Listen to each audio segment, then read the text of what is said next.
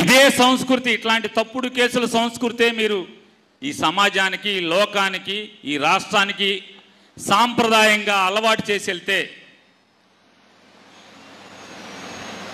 నేను ఒకసారి చంద్రబాబు నాయుడిని, ఈ రాష్ట్ర డీజీపీ గారిని ఇద్దరిని ప్రశ్నిస్తున్నా. ఇటువంటి తప్పుడు పనులు, తప్పుడు కేసులు, తప్పుడు సాంప్రదాయాన్ని ఈ రాష్ట్రానికి మీరు అలవాటు చేస్తే, ఆనవాయితీగా ఇచ్చెళ్తే 2015-16లోనో రాజమండ్రిలో కృష్ణా పుష్కరాల్లో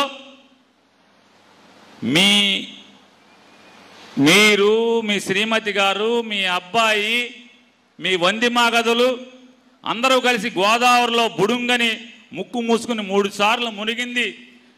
సినిమా తీయటానికి బోయేపాటిని తెచ్చుకుని సినిమా తీయటం వల్ల ఒక్కసారిగా మీరు గేట్లు వదలటం వల్ల 30 మంది ప్రాణాలు కోల్పోతే, వాళ్ళ కుటుంబాలు రోడ్డున పడితే, రేపు మళ్ళీ జగన్ గారు వచ్చిన తర్వాత ఆ 30 మంది కుటుంబాల్లో ఇంట్లో వాళ్ళ కూతుళ్ళో, కొడుకులో, తమ్ముళ్ళో, చెల్లిలో, భార్యలో వచ్చి జగన్ గారికి కేసిస్తే, రేపు చంద్రబాబు నువ్వు 302 కింద 30 మందిని చంపావని ముద్దాయి అవుతావా అని అడుగుతున్నాను.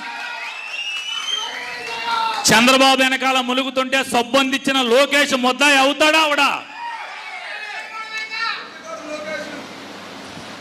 నిమ్మకాయల చినరాజప్ప వెనక కూర్చుని ఆయన కూడా ములగటాకి ప్రాక్టీస్ సిద్ధం. చంద్రబాబు ఎట్టా ములుగుతున్నాడో, తర్వాత నేను ఎట్టా ములగాలని చూస్తున్నా. నిమ్మకాయల చినరాజప్ప కూడా ముద్దాయి అవుతాడా అవడా?